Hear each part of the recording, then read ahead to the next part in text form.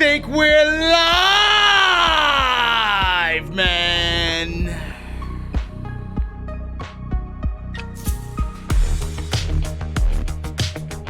Oh, NXT, NXT, where art thou? Where have you gone? I remember a day and age where NXT used to be the best thing on weekly television. Not anymore, I guess.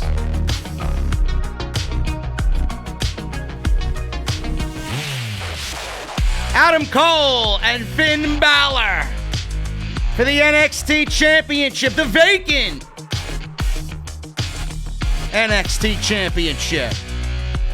Who walked out the champion? Was it going to be the Prince? Or was it going to be Britt Baker's boyfriend? Baby. Rhea Ripley and Mercedes Martinez, unfortunately, was the main event tonight in a steel cage match. And everything else in the middle, a complete waste of time. We're gonna go over everything tonight, folks, right here on the #1 podcast in the IWC. Your Messiah is here on Tuesday nights.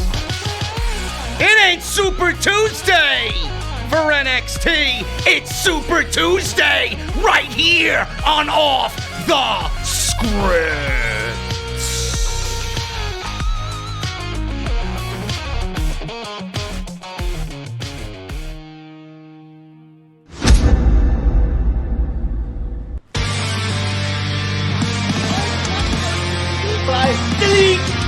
Come on.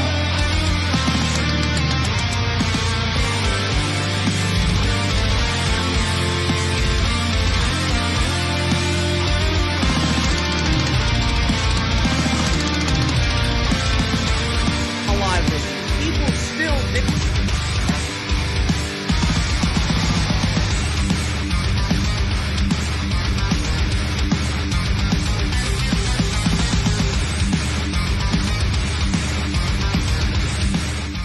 What is going on, guys? Thank you so very much for joining me right here on Off the Script Live for your Super Tuesday.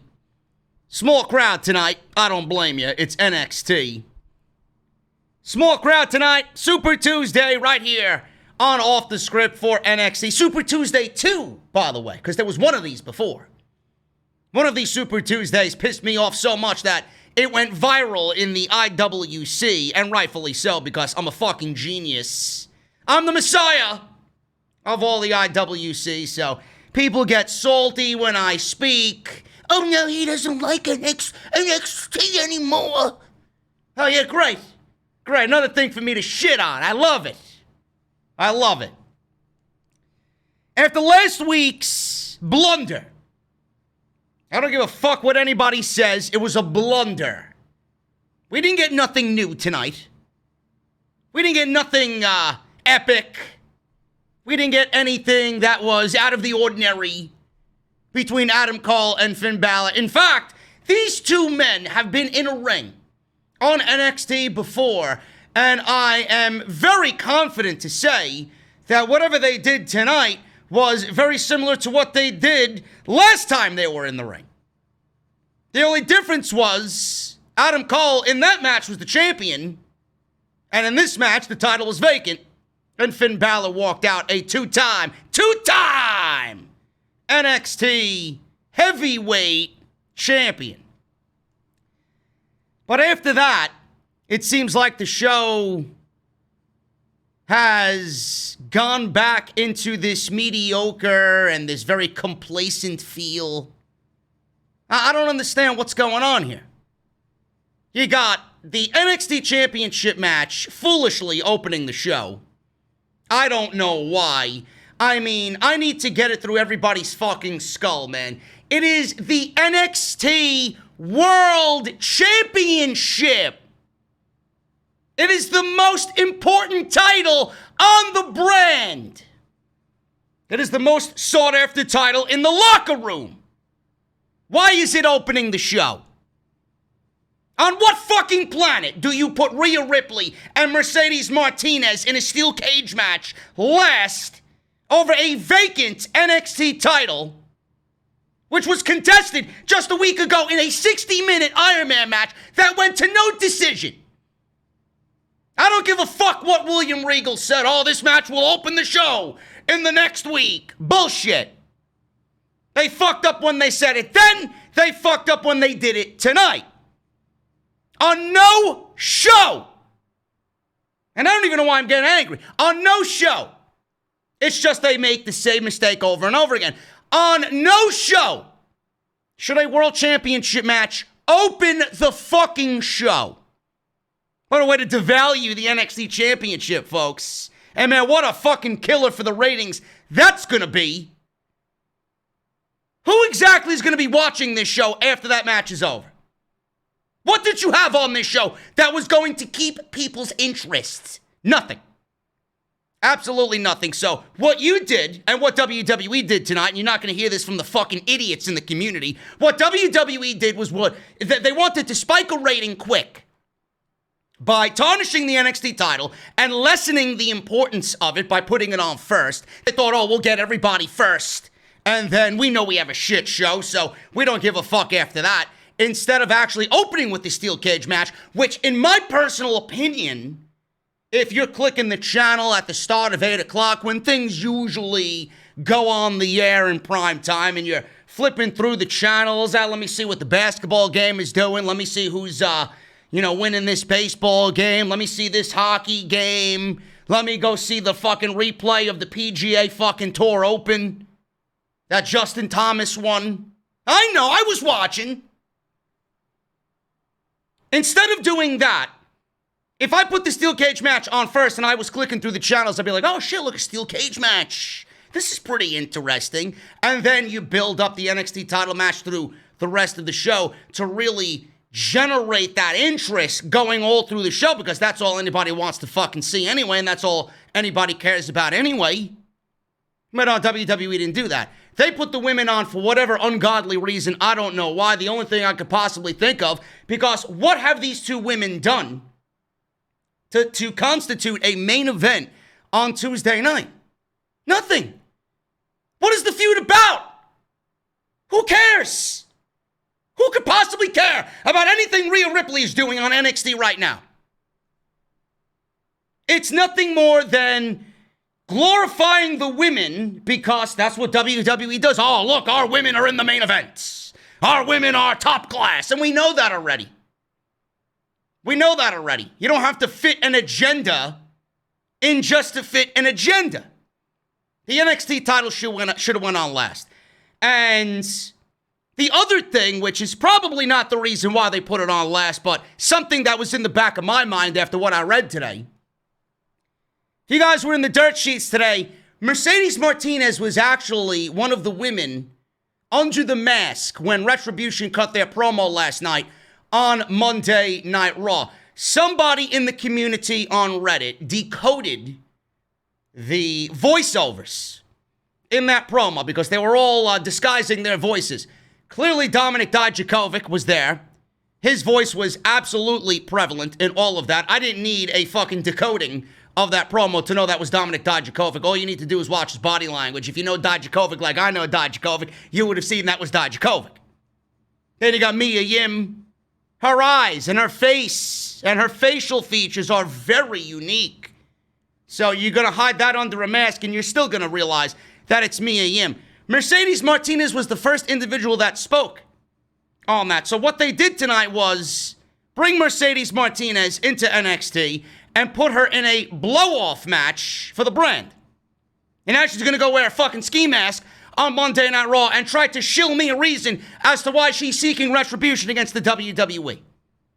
I can't wait to see that one fail on Monday night. Dijakovic, Mia Yim, Dio Madden, Mercedes Martinez, and the other one, the other guy, everybody's like, oh, it's Shane Thorne. Oh, it's The Miz. Mojo Rawley is now a part of Retribution. Man, you want anything to fail miserably, put Mojo Rawley's name in front of it. Awful. So that's that. So you got the NXT Championship match to open the show. And then you got the steel cage match to end it. You know, they got the bread for this sandwich. And I use this analogy quite often. You know, the bread is the most important part of the sandwich. And if you got shit bread, everything else is going to be that much worse. But NXT had a decent slice of bread here. Title match, and they had the women's steel cage match. It should have been reversed. And everything in the middle, the meat, the substance of this sandwich was stale. And I asked for spicy mustard and you're giving me fucking mayo. I don't like mayo. Then you put pickles on it. I don't like pickles. I asked for pickles on the side, please. And what is with this lettuce and tomato? I don't eat lettuce and tomato on my sandwiches, man. Keep the lettuce, give me the fucking tomato. Okay? That was NXT in a nutshell. Nobody's gonna convince me that something nefarious, something fucked up ain't going around backstage in NXT. This does not feel like the same NXT that I know.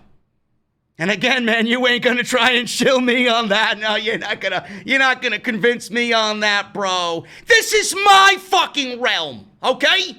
Wednesday nights is my night. It's Tuesday night. You might as well fucking just constitute it as a Wednesday night. But NXT, you guys get my point. NXT's my realm, okay? Nobody knows NXT better than I know NXT.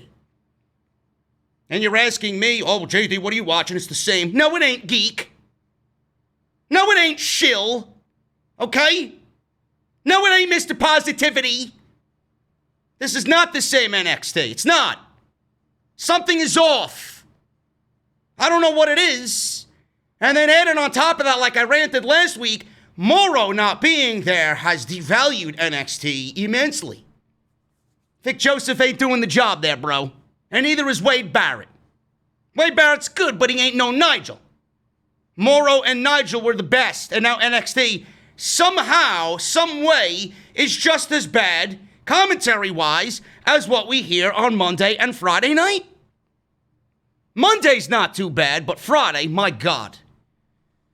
It ain't the same, man. You ain't going to convince me otherwise. Something is not right. I don't know if Triple H is somewhat in power. I don't know if Vince has reared his ugly head into NXT plans. Seems like Vince McMahon has some influence over this show. I don't understand why NXT was so great and then all of a sudden this year, they've just taken a detour and they have not been able to find themselves back on the fucking route in which they were on. I don't get it. Again, you ain't going to convince me otherwise, and I think the majority of you in this chat actually do agree with me on that. Honestly. Thank you guys for joining me on the podcast today. Hoot Media! Hoot Media, I seen you in the chat. Are we number one? Probably not. Are we number one so far in the community? That's what I want to know. Usually we are. Usually we are, but with NXT, it's kind of tricky. You never know. Anyway, thank you guys so much for joining me here on the podcast, man. Hopefully making us the number one show in the community tonight live as the show just ended. Hit that subscribe button down below. Turn on that bell for notifications. If you guys want to follow me on Twitter, great place to be. I'm always throwing somebody under the bus on Twitter. At JD from NY206. We're number one by 250 people, says Hoot Media.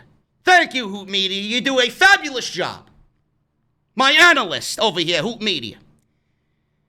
So make sure you guys follow me on Twitter, man. At JD from NY206. That's Twitter and Instagram.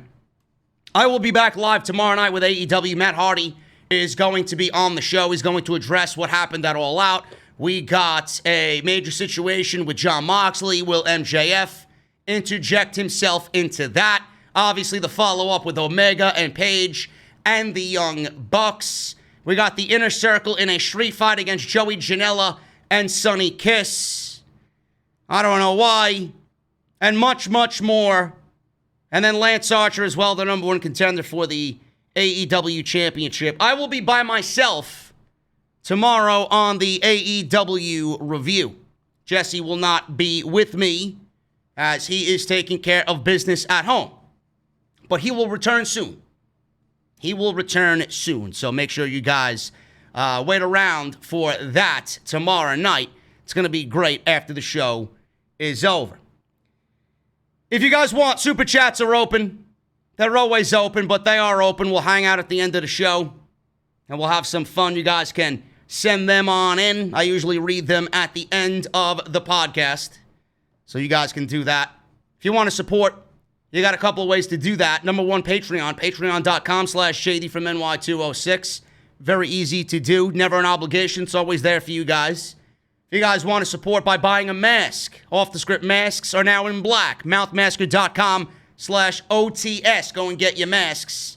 Absolutely fantastic material are the masks. Same thing with the t-shirts, man. Bonfire.com/JD from NY. Or actually, no, it's not bonfire.com/anything. It's just bonfire.com, and then you're going to use the link down in the description, and that's the official Off the Script shop. I'm sorry. So many fucking links I got to remember. Bonfire is the exclusive home of Off the Script. Always great people over there at Bonfire. The quality of the shirts are absolutely incredible. So make sure you guys go and do that. Once again, shout out to Andy. He bought 14 t-shirts on Monday, I think it was. Labor Day. Unbelievable, man. I got an email with 14 fucking sales. I'm like, holy shit. Andy's a beast. I don't know where Andy is. I haven't spoken to Andy. But my God, man, what a savage. So go get your t-shirts, man. Hit that subscribe button down below. Very important. If you don't want to do any of that stuff, hit the subscribe button. That's the best way to pay me back. Hit that subscribe button and turn on that bell for all notifications. And we are at 248 likes, man. Let's get that number up. At least let's get it to about 750 before we get the hell out of here, man. Thank you guys so very much for that. And the podcast today is brought to you by Harry's. Harry's.com/script. You guys know the deal there. Get your value trial set today with their new sharpest blades ever at Harry's.com/scripts. I'm going to thank them for supporting Off the Script. NXT today, man, opened up with the NXT Championship match between Finn Balor and Adam Cole, baby. Now, last week, it was an Ironman match. It was a tie. Balor and Adam Cole tied. And then they saved the sudden death for tonight. And a one-fall to a finish singles match for the NXT Championship vacant title. And there were rumors going around in the community as of earlier today with a potential spoiler saying that there was going to be a fuck finish for this match tonight, and I'm glad that that didn't actually happen in this match. I'm glad we got a clean finish. I'm glad we got one winner, and I'm glad we got an NXT champion, and they didn't book something where we still have a vacant championship, or we have somebody come and interfere. I'm glad it was 1, 2, 3, clean. Now, Johnny Gargano and Tommaso Ciampa were also a part of that match, and I don't know where they go from here. Maybe Ciampa and Balor is going to be set up because of what Tommaso Ciampa came out and did on his return. He is now, I think, the number one heel again in NXT, or at least that's what they want out of Tommaso Ciampa. So we may be seeing that match for the NXT Championship going into TakeOver. To me, that makes the most sense. Nothing else really works at this point in time. They shouldn't be doing Adam Cole again. I think Adam Cole's set to have his career ruined by Vince McMahon now. All of the Undisputed Era is set to be demoted to the main roster. And God help us all. They already ruined Keith Lee in 3 weeks. Can you imagine what they're going to do with Adam Cole? Are they going to change their theme music too? Which is clearly a CFO's theme song. What's going to happen with Adam Cole? Is he going to lose and lose and lose because he's a vanilla midget? He's too small? What about everybody else in that stable? I am genuinely terrified for Undisputed Era if they leave NXT. Now, Adam Cole was actually interviewed about this match tonight. And he was interviewed by Justin LaBar of Wrestling Inc. And the question that was raised was the criticism of the cliffhanger to the ending of the Ironman match last week. So clearly, some fans didn't like the cliffhanger, and some people felt like if you're going to give 60 minutes, you better crown a new champion, because you don't really see a 60-minute match on WWE TV. Very rarely. And they gave us that. They hyped it up. New champion. No champion was crowned. They saved the cliffhanger for tonight. And then they had people wait an additional week for the sake of TV ratings. And I understand it's episodic television. But you don't need to do that to create episodic television. You could have done something at the end of that match to create a situation where it would have led to episodic television. BALOR could have won last week. BALOR could have won last week. All WWE wanted to do was get that little extra mileage out of the empty tank that is Adam Cole. Because they know they only have Adam Cole for a select number of shows. And then, goodbye, Adam Cole, baby! Done. Done. He will be Vince McMahon's baby very shortly. So people were rightfully upset. Rightfully upset. So after some fans complained about it, the question was raised, and Cole stated that he's the annoying person that looks at everything glass half full and always tries to find the good in everything. He thinks as long-term storytelling goes, they gave the fans compelling action and a great match that went on for an hour. He says, and I quote, "As far as television shows go, it would be the equivalent to a cliffhanger." Yes, we know. Thank you for clarifying for that obvious blunder there, Cole, and trying to right the ship. I appreciate it.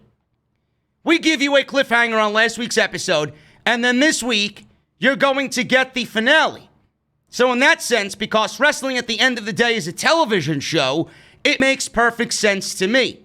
However, he says, I do understand that some people were upset. I understand that some people want to see a definitive end to that match that went 60 minutes, and it makes total sense. End quote. He continued by stating that it is what he loves about pro wrestling. He loves it so much, and as you will have one match with a certain result, some people think it's the greatest thing ever, while another group of people will be upset about it. He thinks the cool thing about this is neither side is wrong. He loves TV shows more than movies because you can tell a longer story. He says, and I quote, "So NXT at the end of the day is a TV show. And we're just telling the story of the NXT Championship and the Adam Cole Finn Balor story a little bit longer." End quote. I got to give Adam Cole some credit, man. Normally, now, if this was a main roster guy, he would have shit all over the fans. If this was Seth Rollins, he would have shit all over the fans. No question, no doubt about it. If this was a main roster superstar, he would have shit all over the internet community. Because those people like me, are the loudest voices. You know, you got the casuals that don't give a shit one way or another. They just want to watch television. But me, I dissect this shit as an avid fan, as an analyst, as a sport, the way it should be. And I felt like what they did last week was wrong. It was terrible. But I got to give Adam Cole credit. Very respectful answer. He understood both sides of the story. He understood the people that loved it. He understood the people that didn't like it, because he was one of those people before he was Adam Cole. He understood it. So I give him props for really coming out and being genuine about that type of answer in that situation. That's the type of guy Adam Cole is, man. Class act. Now, I get what they tried to do.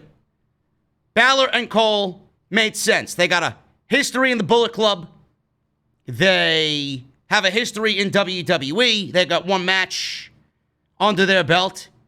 Cole beat Balor's reign as the longest reigning NXT champion. So there is history there. if you were going, I'll give WWE credit. If they were going to do a sudden death match after 4 guys went in there for 60 minutes and nothing was determined, if you're going to choose 2 of those guys, who are you going to choose?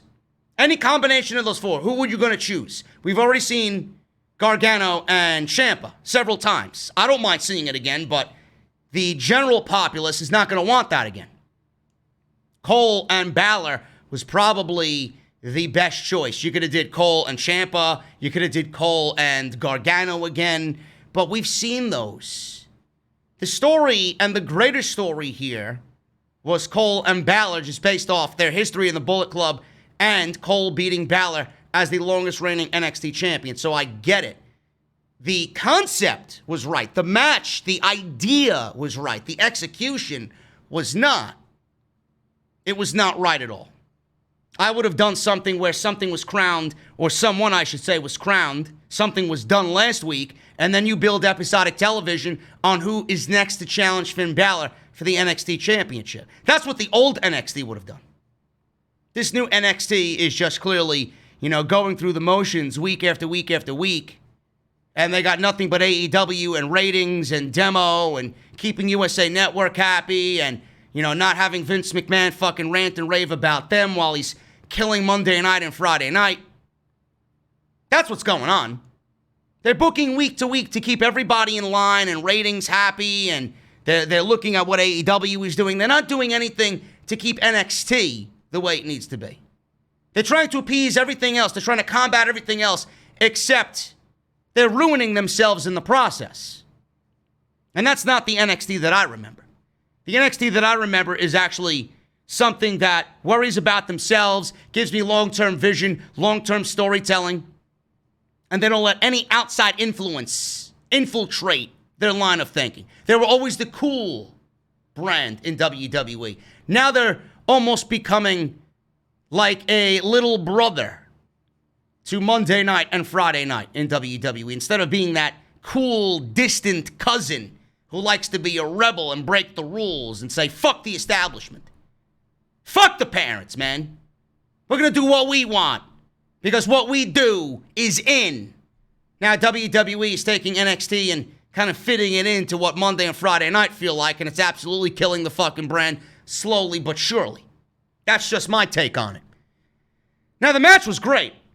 I'll give these guys props, man. Balor and Cole, 2 of the very best in the entire world. I'm not taking anything away from these guys. Great match. I'm glad we got an outcome. But what we've seen here tonight was nothing out of the ordinary. The match was pretty basic.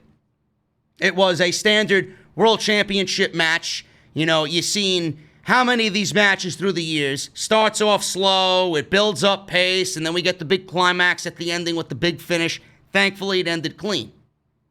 I'm really thankful it ended clean.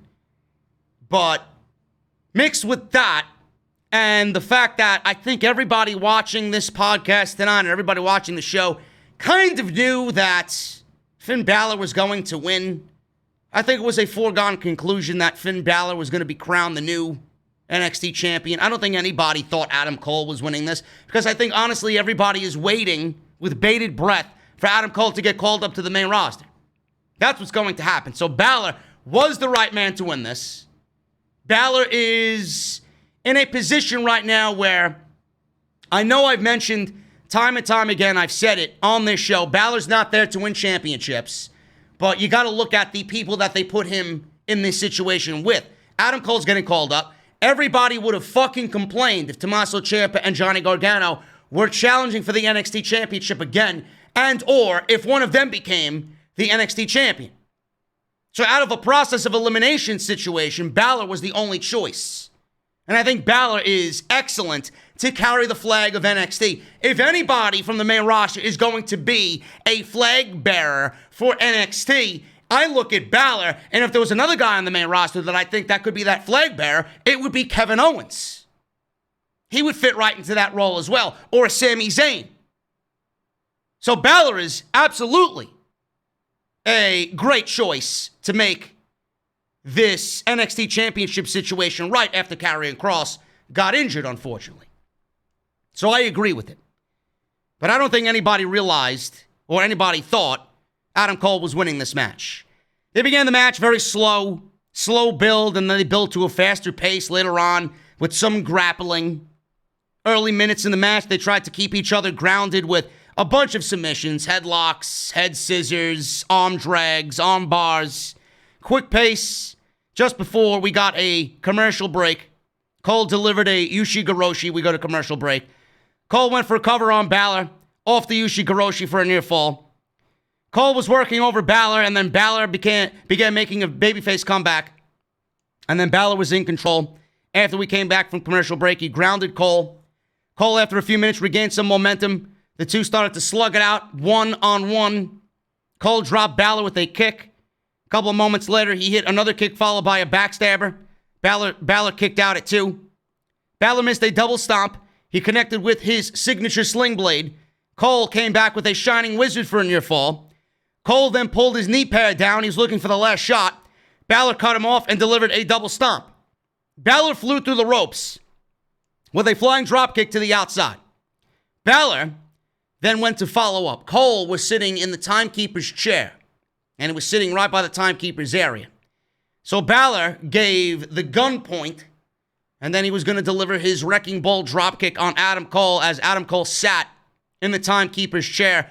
Cole got up as Balor got close and nailed him with a super kick, and that led to a double down and another commercial break during this match.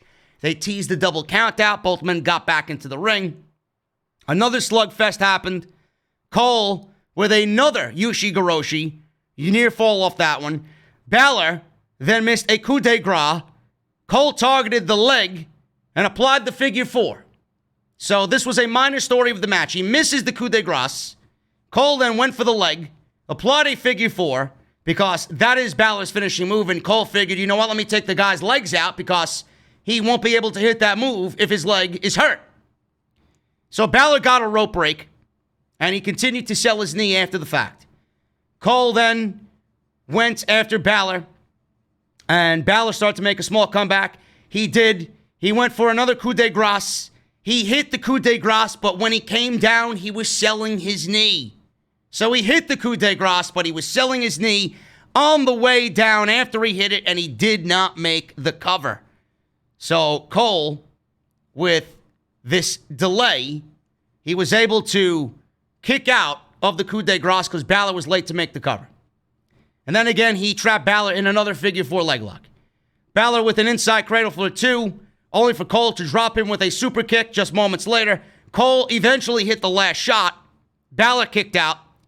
Cole went for a Panama Sunrise. Balor blocked it.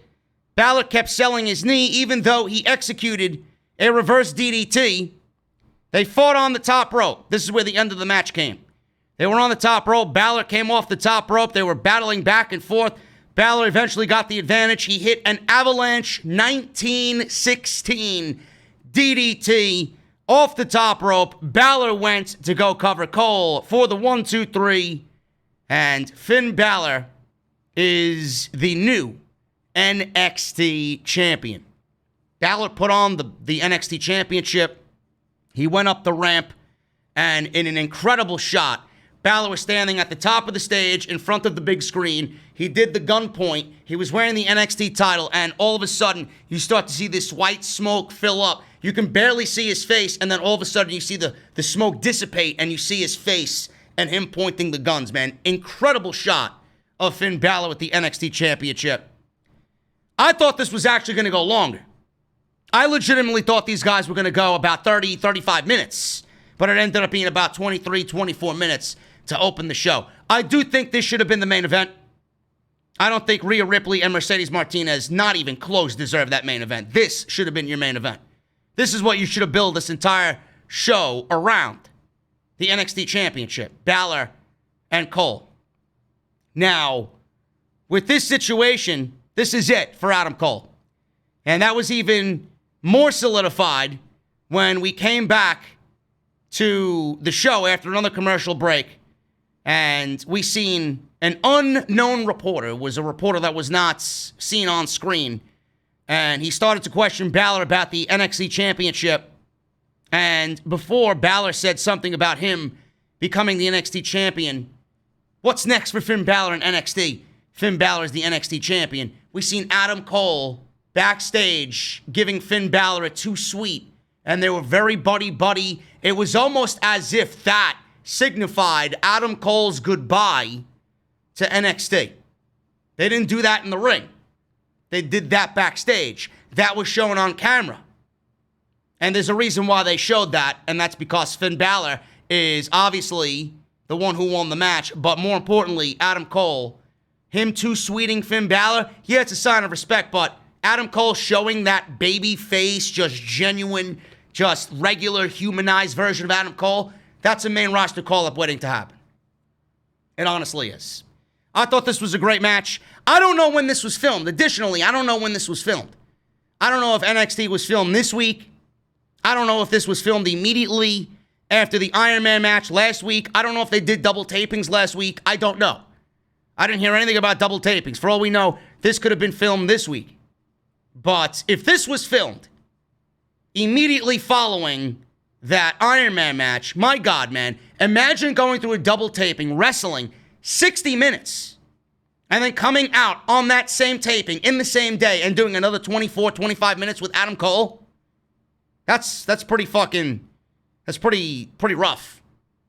That's a major workload for both of these guys, man. So it's going to be very interesting to see if this was filmed last week or if this was filmed this week. But like I said, the right winner was Finn Balor. I'm glad he won. Adam Cole's getting called up to the main roster, and that is exactly what we will be seeing sooner rather than later. Rhea Ripley was backstage. She stood in front of a chain-link fence and made warnings to Mercedes Martinez, in which she hyped the main event tonight in the steel cage. Mackenzie Mitchell was walking with Robert Stone backstage, who had dragged her to come see Shotzi Blackheart's tank that was on display at Full Sail University. So he had a weapon. I don't know what he was carrying. It looked like a rod or a stick of some sort. And he wanted to destroy Shotzi's tank. But she showed up and beat him down right there. She stopped him right then and there. Aaliyah then got involved, took some shots at Shotzi, but in the process ended up running into a photo shoot where Io Shirai was being photographed. So she knocked over the curtain, and she knocked over Io Shirai, and obviously you don't want to anger Io Shirai. So Aaliyah was, I'm sorry, Io, that was an accident. You know, I didn't mean that. I didn't mean this. It was an accident. So then Io chased Aaliyah to the ring, and before all long, these four were in the ring together. So we got Stone, Shotzi, Aaliyah, and Io Shirai in the ring. Stone went to do something to Shotzi. Shotzi caught him with a shot to the face. Io then seen him laying on the floor. She went up for the moonsault. Shotzi then had Aaliyah on the opposite side, so we seen a double moonsault and senton by Shotzi and Io. And then afterwards, Shotzi grabbed the NXT Championship and was kind of teasing Io Shirai with it. Io grabbed the NXT Champion, the Women's Championship, and she said, "Don't let me kick your ass." She was very angry, Io Shirai. So it looks like we're getting Shotzi Blackheart teasing a match with Io Shirai, possibly over the NXT Women's Championship. And I am okay with that. Shotzi's not going to win, but it will further Shotzi along on Wednesday nights for sure to be in the ring and wrestle Io Shirai. We had dinner with the Garganos. Johnny made it clear to Candice that he wasn't looking forward to this. Candice said she needed Tegan in her life. Tegan rang the doorbell. Johnny went to go answer the doorbell. Things got very awkward very quickly. Johnny did a high five. Give me a high five. Up, down, up high, down low, too slow. So he was playing child games with Tegan Knox. He then said, "What, you got no fucking pizza?" And then Tegan was like, "Johnny, that was a misunderstanding. I'm sorry about all of that." So, you know, Johnny had to be a dick and ask about the fucking pizza. I love Johnny. He's awesome. So they all sat at Johnny's dinner table. Johnny and Candice's dinner table. And Candice said, "Let's talk." And then Tegan said, "Okay." And then we went to commercial break. So they were building this dinner with the Garganos here, with Tegan Knox coming over and having dinner with Candice LeRae and Johnny Gargano. Timothy Thatcher. I'm not a big fan of Timothy Thatcher at all. There's just nothing about Thatcher that I find interesting. Really nothing about him that I find interesting. He was holding a film study as part of Thatch as Thatch Can. Try saying that 5 times fast. So the video that he was showing everybody was on Damian Priest. He talked about Priest leaving himself open to counterattacks, particularly because he poses a lot and he likes to fly and he likes to leave his feet. He said life grinds people down like Priest until they quit, just like he does. So it looks like they're going to be building a Timothy Thatcher, Damian Priest North American Championship match right out of the gate, with Timothy Thatcher trying to ground Damian Priest and use Damian Priest as a life lesson and a wrestling lesson for all of his students. I guess it works in the interim, but I don't think anybody thinks Timothy Thatcher is going to win the North American Championship. We got Ashante Adonis. If I'm pronouncing that correctly. I don't know who the fuck this guy was, but he was in the ring with the Velveteen Dream. Fire Velveteen Dream was once again trending on social media. Every time this guy is on NXT, every time he is on TV, there will be a top worldwide in the United States trend for Fire Velveteen Dream. And for me, it doesn't really bother me. It is what it is. It is what it is, folks. Why are you going to allow this to bother you?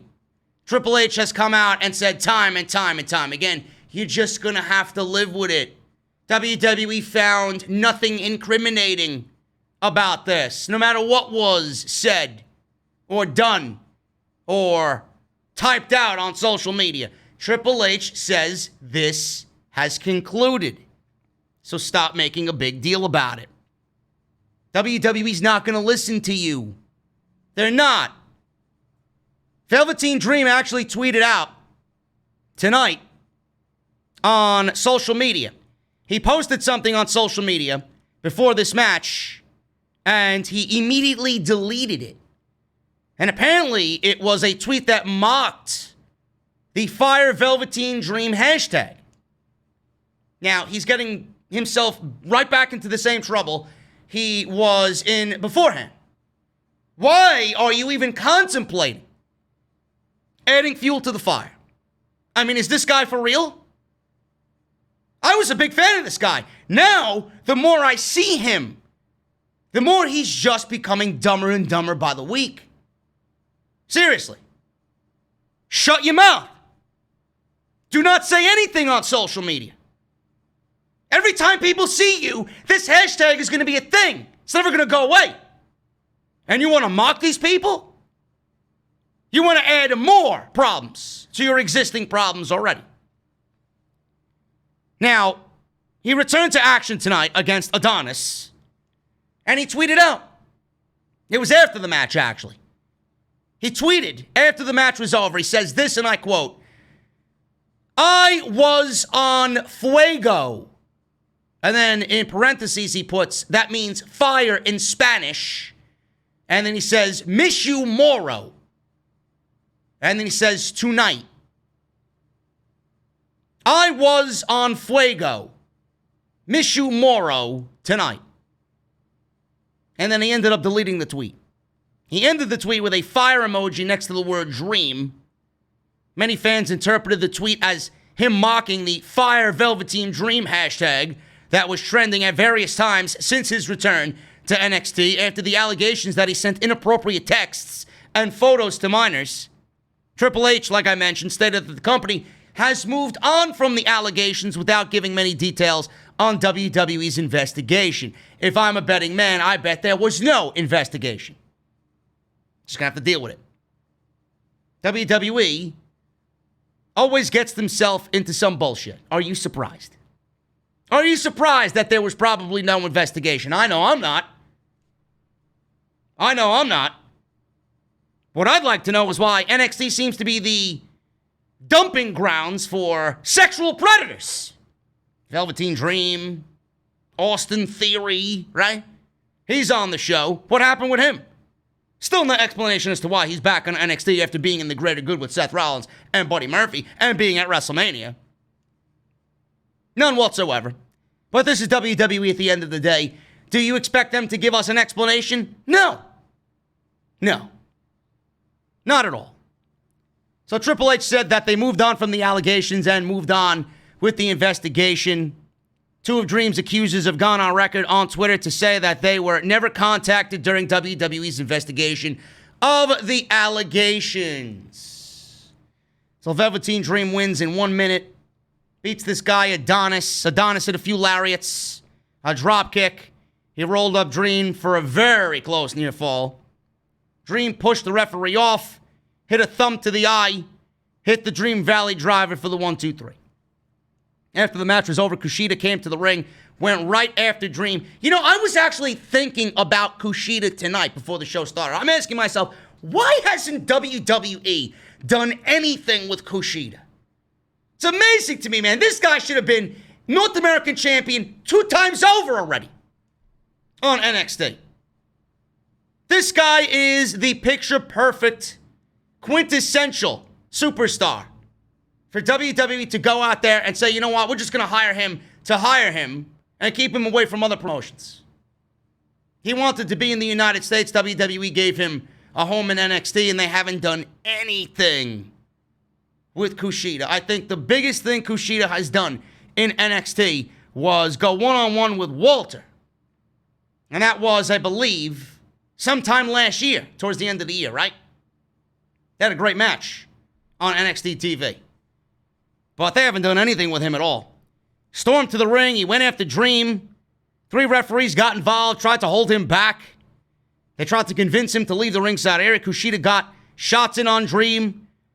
And he grabbed Dream's arm through the ropes and kind of yanked him into the steel post over and over again. Kushida hit a cross arm breaker through the ropes. And Dream was yelling in pain. Kushida made a couple more threats as the referees finally pulled these guys apart. And it looks like we got Dream versus Kushida happening next on NXT for both guys. Here's a clue, Triple H. Here's a clue, HBK and Dog. Have Kushida go over, please. We don't need Velveteen Dream, trending every fucking week because you guys want to push him and push him and push him and defy everybody on social media by doing so. Kushida needs the victory more. I think the money here is in Kushida and not the Velveteen Dream. Velveteen Dream has nothing going for him right now. Give it to somebody that absolutely needs it and, more importantly, deserves it in Kushida. Should be a good match. Should be a good feud. And I don't know why they're feuding. The only thing I could think of is the fact that Dream attacked Kushida at the end of that triple threat match where Dream qualified, or I guess, well, he didn't really qualify then, but he got in eventually. But he attacked Kushida at the end of that triple threat match to qualify for the North American Championship at TakeOver 30. So that's the reason why they're feuding. So Kushida's looking for some sort of retribution against the Velveteen Dream. Breezango was interviewed. They sat in some chairs backstage and talked about their championship win. Imperium said Breezango were destroying the titles. Breezango said Imperium has no sizzle. Imperium said that next week they would make Breezango the shortest reigning tag team champions in NXT history. Breeze said Imperium thought they were a joke, but next week Imperium would be the punchline. And that's that. Now, I have to ask, and I asked this when Breezango won the fucking titles. The reason why I thought Breezango won the titles was Imperium was going back to the UK to go film NXT UK. Now, I don't know if they did. I don't know if they did that already and now are back in the United States. I figured that if they went there, they pretty much have to stay there, quarantine themselves with COVID, right? But if they did not show up over there and are staying in the United States for obvious reasons, why did you take the titles off of Imperium to only give them a rematch here? This is the typical WWE way. You know, no matter how good Breeze and Fandango are, I think Tyler Breeze is great. I think they're a great tag team. I think a little bit more seriousness and less silliness is the way to go. I'm not saying you can't be entertaining, but there are many in the community that look at Breezango and they look at them on NXT and they look at these guys on this brand and they really feel like NXT is not the same because of guys like this, because it's more main roster-ish than anything. The tag team division in NXT hasn't really been much of anything anyway in general, but if you got guys like Breezango in NXT, it just gives off non-NXT-like vibes, if you understand where I'm coming from. They're great, but I don't think anybody really associates Breezango with NXT. And that's where the issue lies. They looked at Imperium in that way. Imperium was NXT. Imperium is a fantastic tag team. But I don't understand why we're getting a rematch unless Breezango is going to drop the tag team titles to Imperium. And at that point, why would you take the titles off of Imperium just to give Tyler Breeze and Fandango their first championships in WWE? That's why you did it? You stopped Imperium's momentum to give them a one-off championship reign that lasts 2 weeks? I don't know if that's going to be the case, but I don't really understand why you took the titles off of Imperium when there was absolutely no reason to do so. We thought the titles came off of Imperium because they were going back to NXT UK, and then we see this, and they're back in the United States. They're still here. And everybody's asking, why did you take the titles off of them? There was absolutely no reason to do so. I don't get it.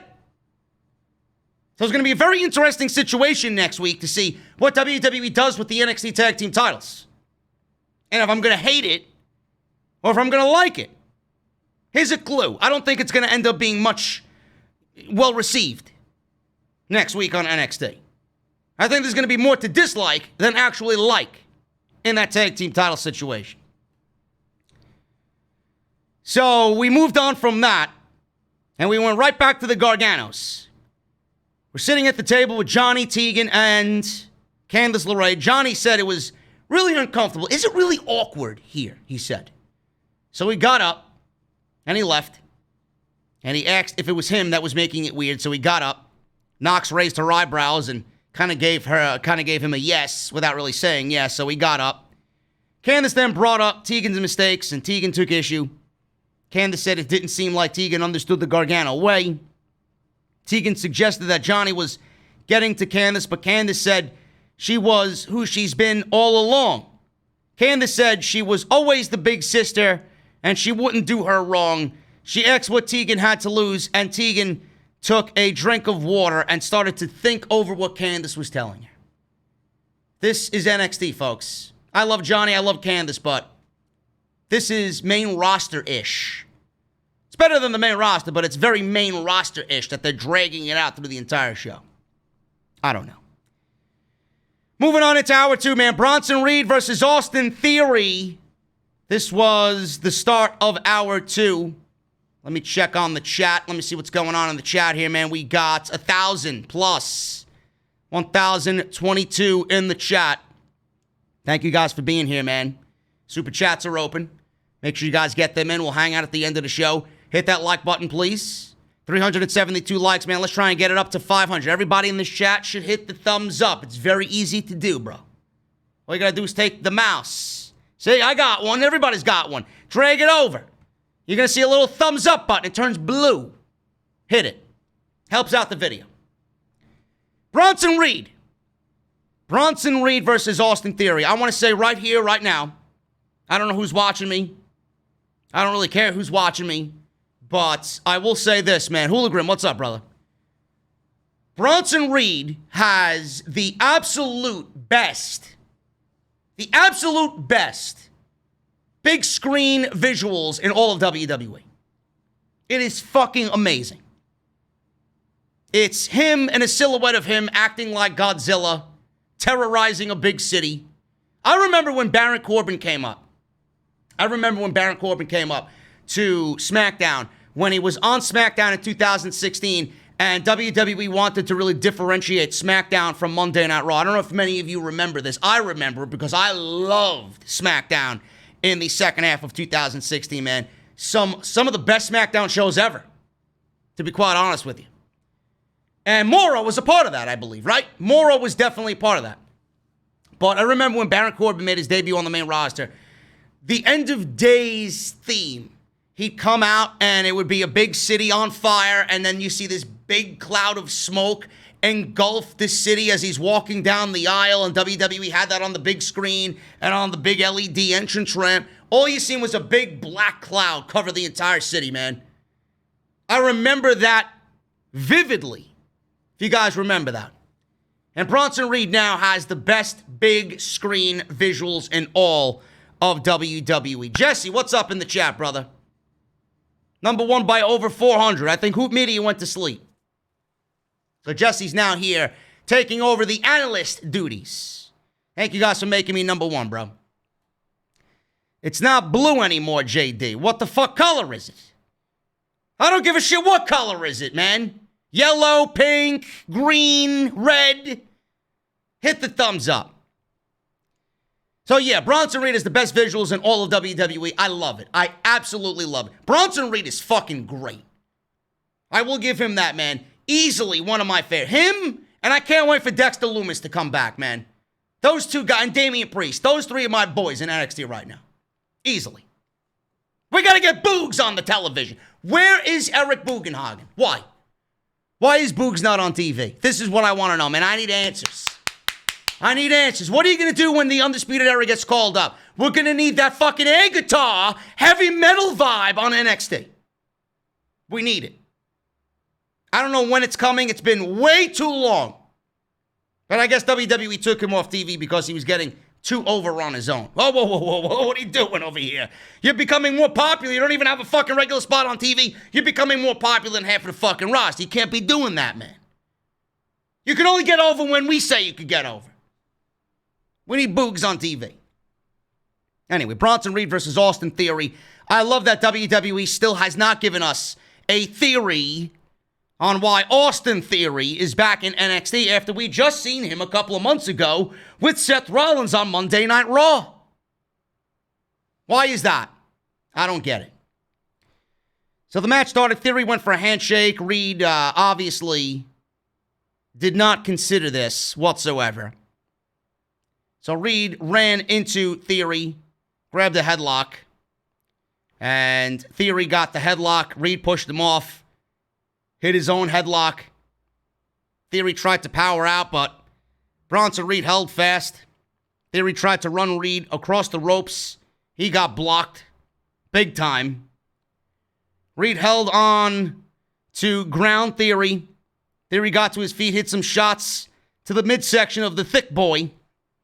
Theory then stomped Reed's foot, ran across the ropes, but Reed returns with a massive pounce. Reed hit a slingshot back elbow on Theory, who was laying on the ground, got a 2 count. Theory tried to bail, but Reed grabbed Theory and arm dragged him back into the ring. Reed knelt and hit another headlock. So they were starting off slow here and then building the pace. So towards the end of this thing, Theory had a chin lock. After a commercial break, Reed hit his feet and splashed back on Theory as the crowd in Full Sail was coming alive. Theory came right back in, but Reed blocked a move. So we got a inverted atomic drop here. Big bionic elbow by Reed. Splash in the corner. Reed floated through a suplex. Tried to get one of his own, but his back gave out. Or Theory, rather. The announcers seem... Vic Joseph and Nigel McGuinness, man, I'm not really feeling them as far as a duo yet. I don't know what's going on with them. You know, Wade Barrett, to me, he feels like a fill-in, and he doesn't feel genuine yet, you know?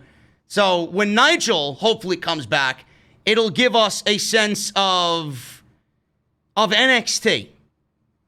And I've tried my best to really give them a chance, but, you know, all through these matches, I love the enthusiasm of Mauro Ranallo.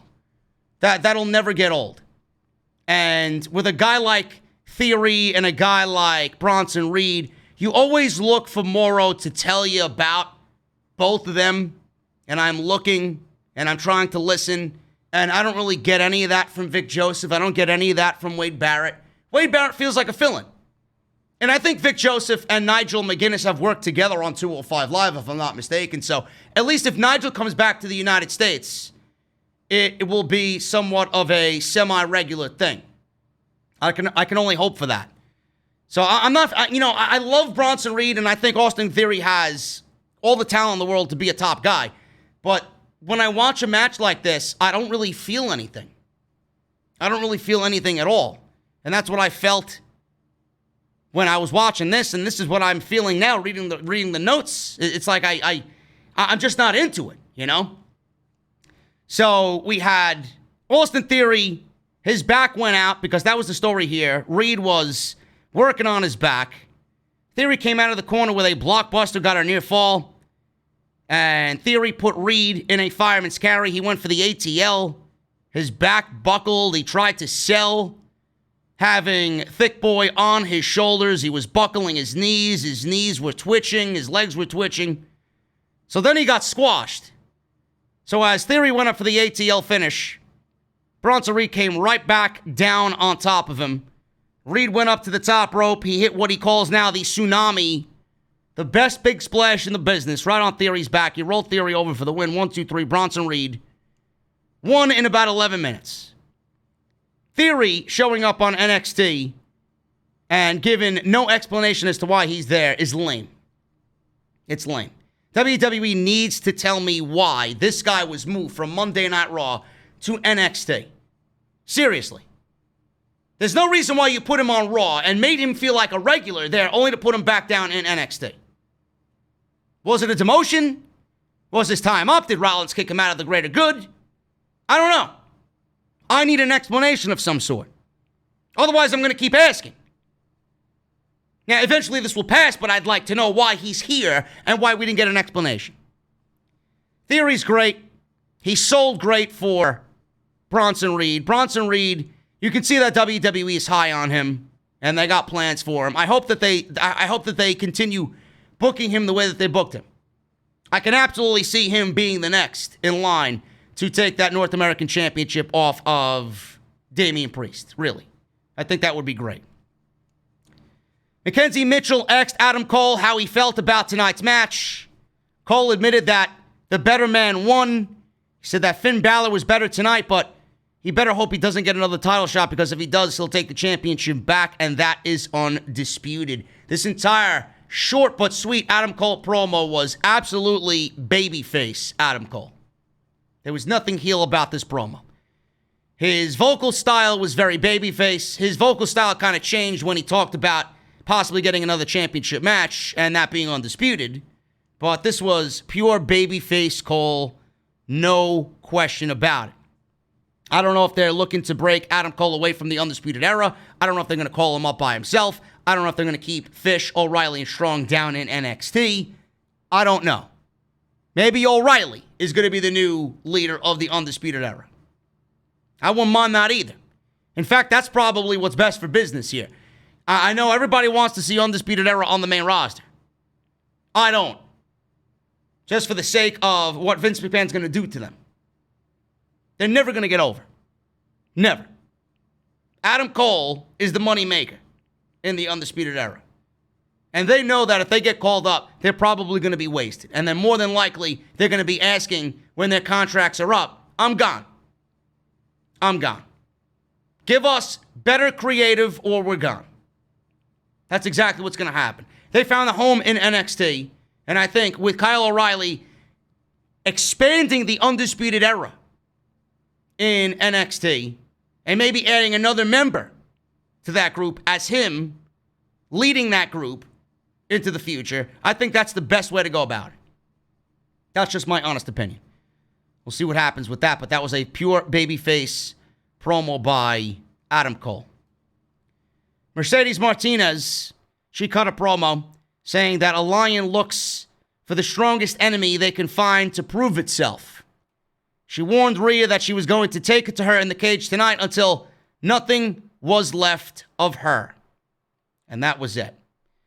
Mercedes Martinez looks to be in retribution, and that was decoded, like I mentioned, in a clip on Reddit following that promo from Monday Night Raw. I don't know why she's seeking retribution against WWE, but we will find out soon enough. And I know that we'll all probably be disappointed. Roderick Strong versus Killian Dane was a match here on NXT. Like I said, the middle of this show, nothing was really all that entertaining. Roderick Strong won here and defeated Killian Dane, rightfully so. Bobby Fish caused a distraction here. Strong hit Dane with a jumping knee strike. That led to Strong scoring the pinfall here. Really nothing much to this match at all.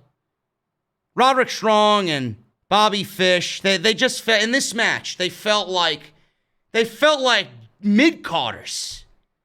And we know that they're not. I hope WWE realizes that Undisputed Era right now feels like nothing. And I hope that they have some plans for them because they're way too good to be mixing it up with Killian Dane and fucking Drake Maverick, of all fucking people.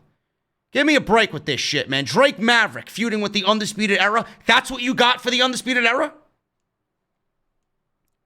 So after the match, Fish and Strong dumped Dane into the corner. Drake Maverick came in. It was a 2-on-1. He made the save. He had a steel pipe with them, took out both guys. And the Undisputed Era scattered as they looked across the ring and saw Dane had taken the steel pipe. He was now up after Drake Maverick saved him. So now it was a little even. And after they had fled, Dane stood in the ring with Drake. Drake backed up in the corner. He was afraid of Dane. Dane tossed the pipe away. He started to leave. Drake stopped him and once again offered a hand of friendship, a handshake from Drake Maverick. And Dane laid him out with a punch and left the ring. Now, this is how weak the NXT Tag Team division is, folks. The fact that we may be looking at a Drake Maverick versus Drake Maverick and Killian Dane oddball pairing in NXT. If that doesn't spell main roster, I don't know what does. Again, not my NXT. Guy goes from chasing the Cruiserweight Championship and Santos Escobar to teaming with Killian Dane in an oddball pairing. Can you talk about clueless creative? Jesus fucking Christ, man.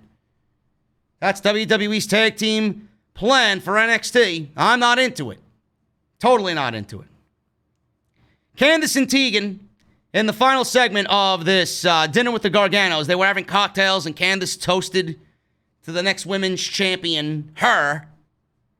They exchanged some words and Candice tossed a full salad at Tegan in anger.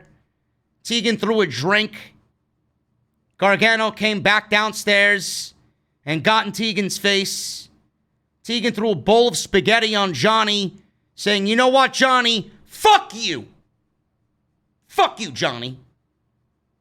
Candice tried to throw a remote control at Tegan, but Tegan ducked, and the remote control destroyed Johnny's TV. Tegan ran off. Gargano was upset that his TV was now ruined. And we got a busted LCD panel on Johnny Gargano's TV. I'd be pissed too.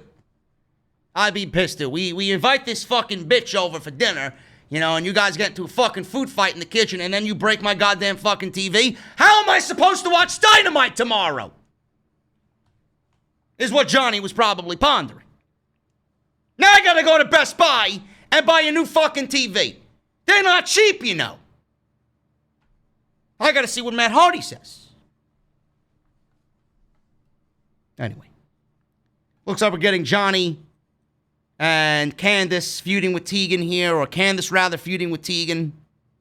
Obviously, Candice is the next in line, like I said, to challenge Io Shirai for the NXT Women's Championship. It's the only thing that makes sense. What Johnny does, I don't know. I honestly think Johnny, right now, this is the one time, honestly, that I can actually say Johnny feels somewhat unimportant on this brand. And that doesn't mean he's getting called up. I don't think Johnny wants to get called up at all. And I don't think Triple H wants that for Johnny Gargano at all either. But he just feels like he's got nothing to do. So we'll see what happens with Johnny. But Candice is the real deal now. Johnny has had his fair share of success, man. Get Candice and Tegan in the ring, have Candice win, and eventually you build Candice and Io for the Women's Championship, with Candice taking the title off of Io. And then maybe Johnny can take the North American Championship away from Damian Priest or whoever the champion is at that time. I don't think Johnny needs the NXT champion to solidify anything. I think that's going to be going between BALOR and Ciampa at the end of the year. But Johnny needs something important to do. Candice certainly on her way to a women's championship sooner rather than later. Damian Priest was interviewed by Mackenzie Mitchell, and she told Priest that she was just informed that next week he'd be facing Timothy Thatcher. Priest said his main takeaway was that Thatcher is ugly. He says Thatcher doesn't need to watch film, as he's pretty straightforward. He said he'd rearrange Thatcher's face, which could be only an improvement.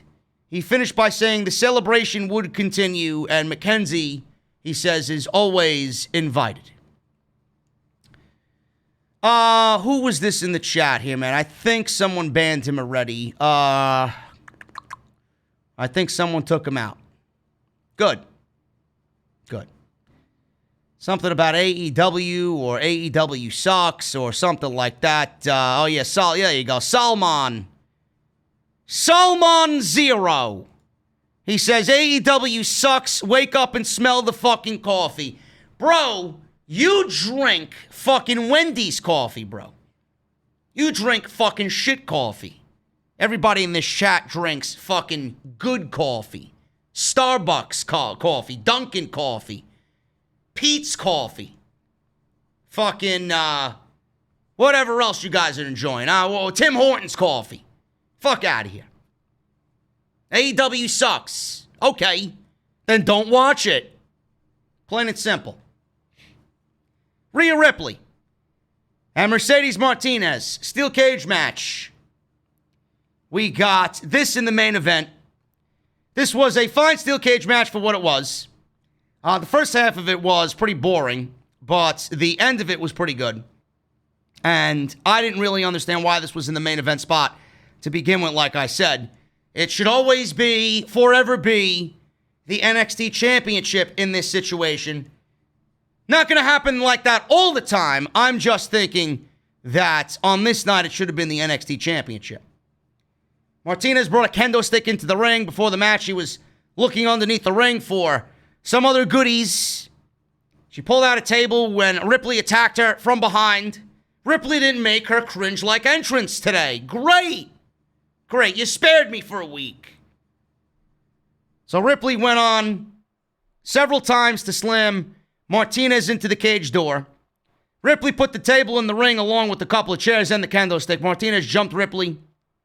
Like I said, bell sounded.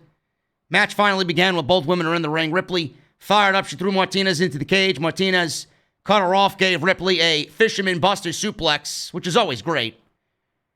So we went to commercial. Martinez was working on Ripley through the break. She hit Ripley with a kendo stick and some chair shots. Come back after the break. Ripley making the babyface comeback. And they were both perched on the turnbuckle. Martinez with an avalanche belly-to-back suplex sent Ripley crashing down to the ring below, off the top. Martinez remained on the top rope. Ripley threw a chair at her. Ripley followed several moments later with a drop kick. Martinez got her head wedged between an opening in the cage where the two sides met. Ripley climbed the ropes. She executed a superplex for a near fall. Martinez fought back, cut Ripley off, gave Ripley a spine buster. Ripley was firing up again, making another babyface attempt.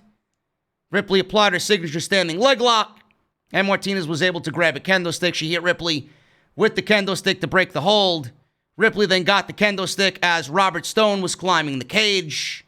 Ripley hit Stone with the kendo stick as he was almost at the very top of the cage. Ripley went to suplex Stone off the cage, but Martinez made the save by hitting Rhea Ripley with the kendo stick. And then Robert Stone I guess, sat there at the top of the cage. He was perched over the top of the cage, stomach first. He was just laying there, stomach first. Didn't do anything. I guess it was more than a visual than anything. So he pretty much laid there. Ripley hit Stone with the kendo stick. Ripley went to suplex Stone off the cage, like I said, but Martinez made the save. Martinez with an avalanche neck breaker off the top rope. That led to both women being down and a near fall where Ripley kicked out. Martinez set up a table.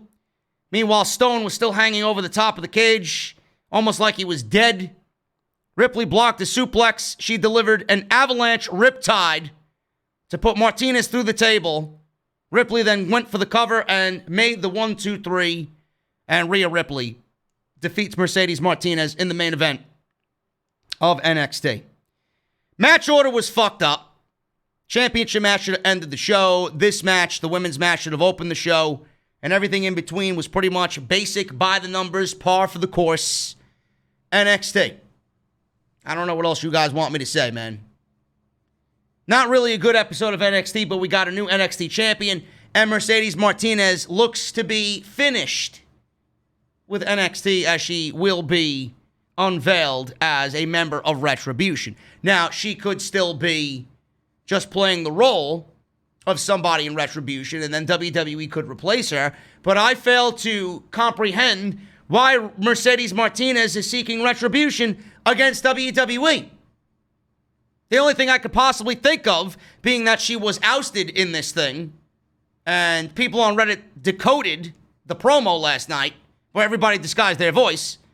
The only thing I could possibly think of is that, being that Mercedes Martinez is like a 17-year veteran, that WWE, I guess, missed the boat on her. She was in the Mae Young Classic twice, and WWE did not offer her a contract. They let her go. And Mercedes Martinez always looked at the WWE as her end goal. And now it's too little too late. And now that she's here, now she wants to teach WWE a lesson for passing her up. That's the only thing I could possibly think of. Dominic Dijakovic, again, I don't know. Mia Yim, I don't know. Dio Madden has a case against WWE. And Mojo Rawley? I mean, I don't get it. What? The chicken and catering was undercooked? Fuck is he seeking retribution for? What, Titus has too many days where it's mashed potatoes and not green beans? Give me a break. What is his reason? They fired Gronk? Yes, Mojo Rawley is going to add a lot of value to retribution. Yeah, please. Give me a break. That's NXT, folks. What do we got going on here? Darnell in the chat says, Robert Stone just announced that Mercedes Martinez is no longer a part of the Robert Stone brand. There you go. There you go. All more the reason why Mercedes Martinez now, more than likely, is going to be in retribution. Why? We don't know. We don't know. But that was your NXT review, guys. I appreciate you stopping by here. We got some super chats to go over. Thank you for making me the #1 podcast in the community tonight. Appreciate you guys. Hit that thumbs up. Get that like number up, man. 473 likes. Why don't you guys hit the like button? I really don't understand it. There's 1,100 fucking people in here. It is very simple. All you got to do is hit the like button. I mean, is there a reason why you guys are here and you're not hitting the like button? It's unbelievable. It's like Vince McMahon showing up to Monday Night Raw and ripping up a fucking script. Why? You got 50 writers writing a show for you that have already handed in the script. All you got to do is read it. All you got to do is read it. Hit that thumbs up. We're going to go over some super chats. And I thank you guys for being here, man. Let's get some music playing. Yeah, man. My allergies are killing me, bro. My allergies are killing me as we turn the weather from summer to fall. It's going to happen. Papo Jr. Look at this guy, $5 super chat, man. So I tune into the USA channel, and the first thing I see is Adam Cole and Finn Balor two sweeting each other alongside Triple H. What the fuck? No main event. Look at this guy. Joshua McKenzie. He says, this N-word, JD, always upset. But hey, it's a New York thing and from Brooklyn, bro. First of all, who the fuck names their son Joshua? What a fucking simp name. Second of all, I'm not from fucking Brooklyn. I'm from the Bronx. Fuck Brooklyn. You trendy hipster fucking geeks in Brooklyn. Give me a fucking break. JD's always angry. He's always angry. Well, if WWE was actually a good fucking television show, I wouldn't be fucking angry.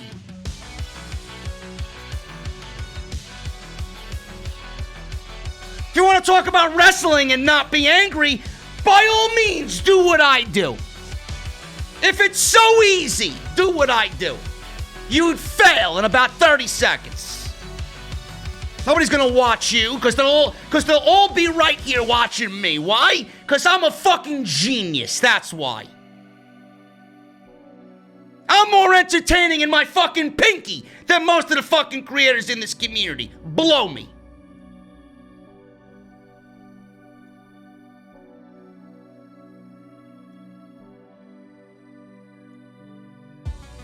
I apologize to all the Joshuas out there. Except for that one. Listen, Jesse. JD is a fucking hipster, Fox. Bro, I'm gonna have to dump you. Seriously, I'm taking all the... I'm notating all this shit, okay? Don't let me go to Britt Baker. I'm gonna hand Britt Baker all these fucking offenses. Give me a fucking break, man. Joshua, what a fucking clown. Go fucking drink your soy chai lattes in fucking Brooklyn, you fucking virgin. Oh yeah, I'll get a soy chai latte, but can you make that 187 degrees? Yes, I'd like to order a soy, non-fat, 187 degree, no foam. Can you put 1.5 pumps of sugar-free vanilla chai latte in that, please? I have to watch my figure. Fuck out of here. You fucking geeks. Oh, man. There's a reason why I'm here and you're there. You're in my fucking chat, asshole. It's not the other way around. Anyway, man, Jacob Donnelly.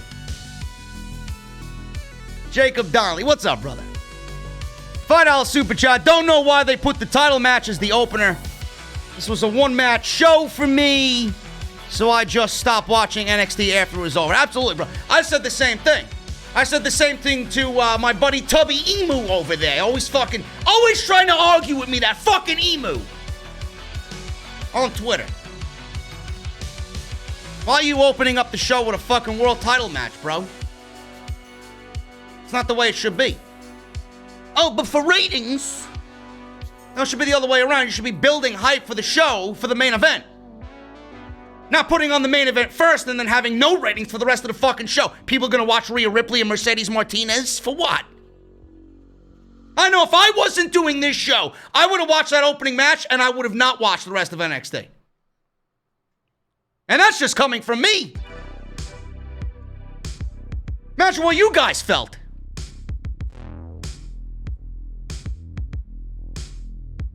Indigo, $2 super chat. Ouch, bro, I'm from Brooklyn. Yeah, but bro, you're exempt. Okay? You're exempt. Don't worry about it. You know who else is from Brooklyn? BC Amplified's from Brooklyn. I gotta meet up with him, man, and shoot the shit. Drink some fucking Starbucks. Soon. Shout out to BC, man. Chris Hassel, $4.99. All his sons come to him. Because JD is the YWC Messiah. You heard him. He said it, I didn't. Bradley Robinette, $2 super chat. Since Morrow is gone from NXT, I'm done watching. Bradley, you know what? I agree with you, bro. Now, I watch it because I have to. But now everybody understands how valuable Morrow's voice was. They will never find anyone who did it better. Nobody. Kaz, $5 super chat. Don't worry about the last name. I'm glad you put that in the super chat, man, because I wasn't reading it. Where do you think Morrow is going to be at? And he says the Undisputed Era will end up being a dispute for the demotion era. Don't at me. Just like the Undisputed Era, man, they'll be on the main roster and they will be anything but undisputed. There'll be undisputed failures on the main roster. Just like Keith Lee got called up, right? They called him Limitless Keith Lee. He ain't limitless anymore, bro. He's limited Keith Lee on Monday night. Remember that. The limited one. Where do I think Morrow is going? I would love if AEW just picked up Morrow, bro. Can you imagine Morrow and Ronaldo calling a Kenny Omega 5-star match at a pay-per-view? After Jim Ross's latest blunder with him wishing a wardrobe malfunction on Anna Jay, I said, how long is Jim Ross going to be there? If Morrow is of right mind, when and if that happens, I would give Morrow all the money in the world to come do the announcing for my show. Thank you for the $5, $10 actually, Cass. Thank you so much, man. Bro with glasses, $5 super chat. Patiently waiting for Vince to book Adam Cole as Michael Cole's illegitimate son. Bro, stop giving these fucking people ideas, please. Please. It's exactly what they'll do. Jericho, 8131. Do you see NXT being involved in the upcoming draft? Yes. If so, who do you think needs to go back? Ricochet, War Machine need it the most in my view. Yeah. You can add Aleister Black to that list too. Thank you for the super chat, Jericho. Mr. Cake with two $5 ones. Hey, JD, do you see Keith Lee, Roman, Balor happening at Survivor Series? Apparently, Vince told Triple H to keep Dream because he went through a similar situation, according to Meltzer. Apparently, Vince told Triple H to keep Dream because he went through a similar situation, according to Meltzer. Who went through a similar situation? Vince? When has Vince let anything bother him about him wanting a superstar? Yet this is the guy that's going to ask for Tessa Blanchard to come on into the main roster and go one-on-one with Charlotte Flair, right? Well, but Velveteen Dream is a problem. I mean, it's not the same, and I don't really want to compare both situations, but when has Vince ever shied away from a fucking issue with a wrestler? I mean, he had Pat Patterson working underneath him for how long? Who gives a shit? Yes, Vince didn't fly. I think he had a sexual case against him, right? Jesse says. But like I said, he had Pat Patterson working underneath him. I mean, what difference does it make? If Vince wants somebody, Vince will have them. Cool Jags, $4.99. JD, I don't know how you do it, bro. Been subscribed to you for over 3 years, and you're still dedicated to bringing us great content every week. Much love, bro. Because I love what I do, man. I love what I do. I have aspirations to grow. I want all of this to be a global brand. Sirius XM is the next goal. Full-on studio production, man. Just think what Pat McAfee has. That's what I want off the script to be. Jamie Robertson's Australian $5. Watch out for Trent Killer Carson on the indie scene. Remember this message. He's going to be Man of the Year for next year. Never heard of him. Never heard of him. Mr. Cake with another $2. I can't wait for Bugenhagen. Me too. Bugenhagen is my metal brother.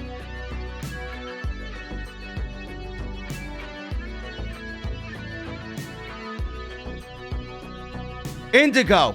Much respect, JD. $2 super chat. Thank you, brother. Mr. Cake with another $7 super chat. Hazelnut coffee is the way to go. I finally ordered an NXT title. Should be coming in the next couple weeks. I'm so excited. Sounds good, man.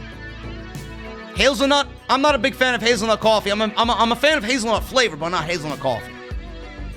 Laura Conway, $1.99. Thank you, Laura.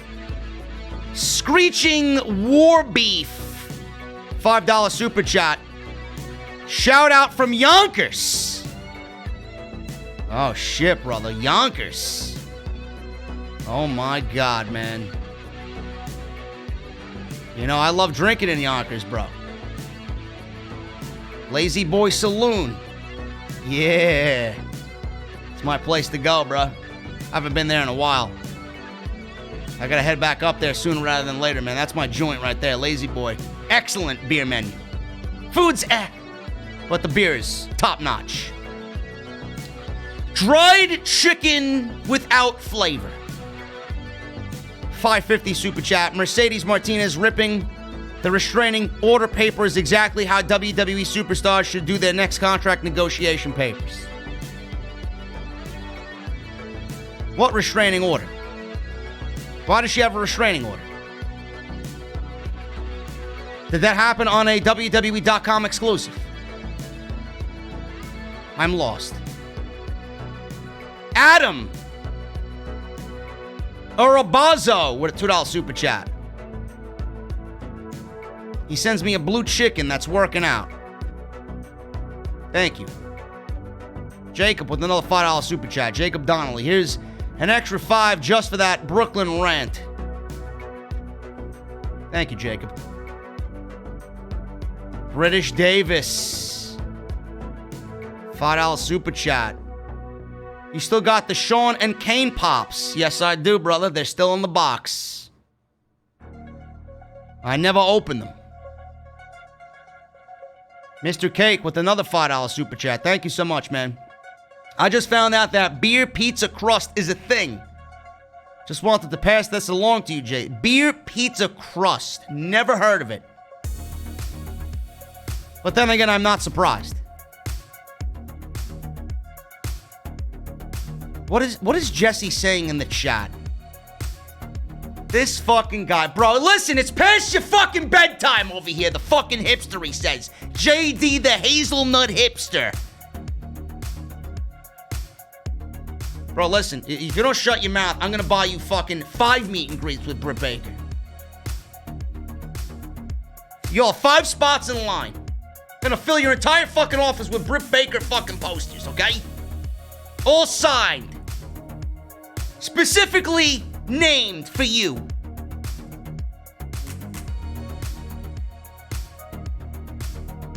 Adam Urabazo with a $5 super chat. Do you see Retribution failing?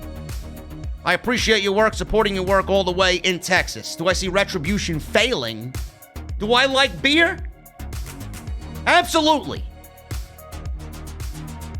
I would imagine WWE is saving this Retribution thing for Survivor Series. Instead of doing the big Raw versus SmackDown versus NXT deal, which I hope that they don't do again this year. Those triple threat matches were fucking ridiculous. What a dumb fucking concept.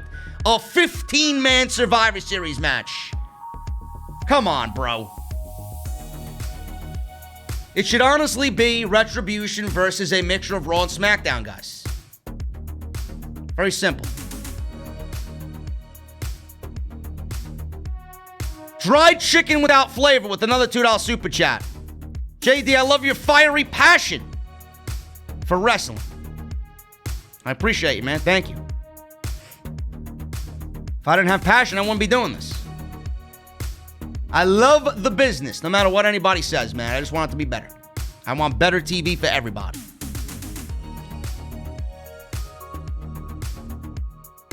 Zach Johnson with a Zach Jackson, I'm sorry. Any relation to Nick and Matt Jackson?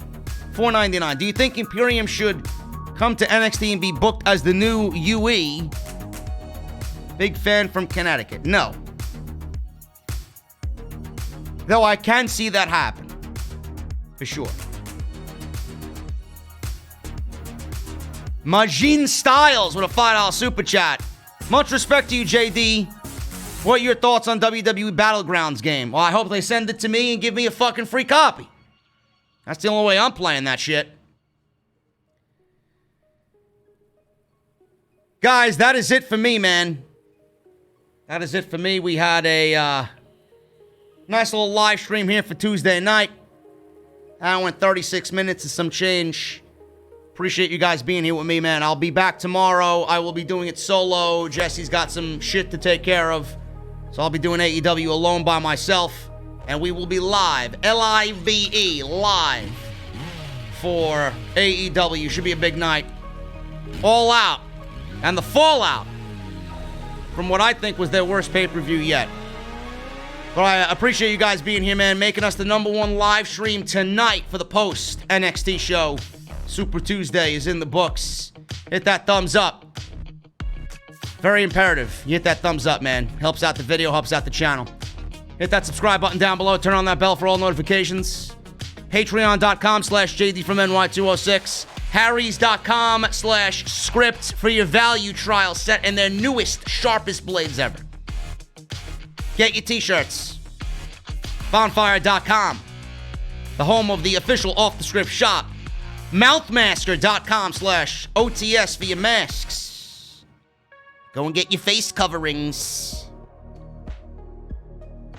And if you missed my Monday Night Raw review, completely shit on the show last night. It's great. Absolutely fantastic. Go and check that out. Link for that and everything else you might have missed down below. Guys, thank you so much. I love each and every one of you.